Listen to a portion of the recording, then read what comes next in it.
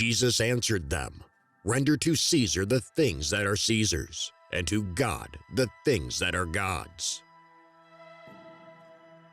You have heard that it was said, "An eye for an eye, and a tooth for a tooth."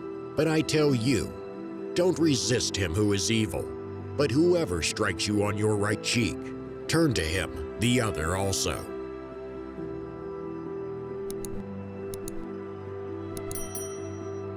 Neither shall you swear by your head, for you can't make one hair white or black, but let your yes be yes, and your no be no. Whatever is more than these is of the evil one. Do not give what is holy to dogs, and do not throw your pearls before swine, or they will trample them underfoot and turn and maul you. One of the scribes came and heard them questioning together, and knowing that he had answered them well, asked him, "Which commandment is the greatest of all?"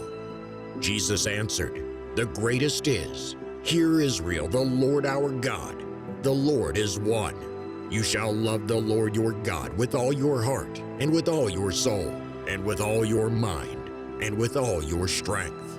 This is the first commandment. The second is like this: you shall love your neighbor as yourself. There is no other commandment greater than these." So whatever you wish that others would do to you, do also to them, for this is the law and the prophets. You should not be surprised at my saying, "You must be born again." Beware of practicing your righteousness before other people in order to be seen by them, for then you will have no reward from your Father who is in heaven. Thus, when you give to the needy, sound no trumpet before you, as the hypocrites do in the synagogues and in the streets, that they may be praised by others. Truly I say to you, they have received their reward. But when you give to the needy, do not let your left hand know what your right hand is doing, so that your giving may be in secret, and your Father who sees in secret will reward you. Don't judge so that you won't be judged, for with whatever judgment you judge, you will be judged, and with whatever measure you measure, it will be measured to you. Why do you see the speck that is in your brother's eye, but don't consider the beam that is in your own eye? Or how will you tell your brother, "Let me remove the speck from your eye," and behold, the beam is in your own eye?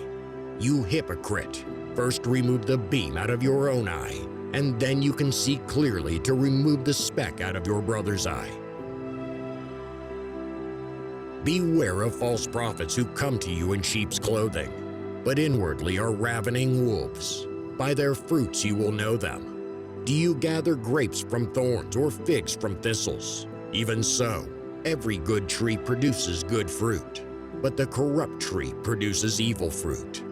A good tree can't produce evil fruit, neither can a corrupt tree produce good fruit. Every tree that doesn't grow good fruit is cut down and thrown into the fire. Therefore, by their fruits you will know them. Don't lay up treasures for yourself on the earth, where moth and rust consume, and where thieves break through and steal. But lay up for yourselves treasures in heaven, where neither moth nor rust consume, and where thieves don't break through and steal. For where your treasure is, there your heart will be also.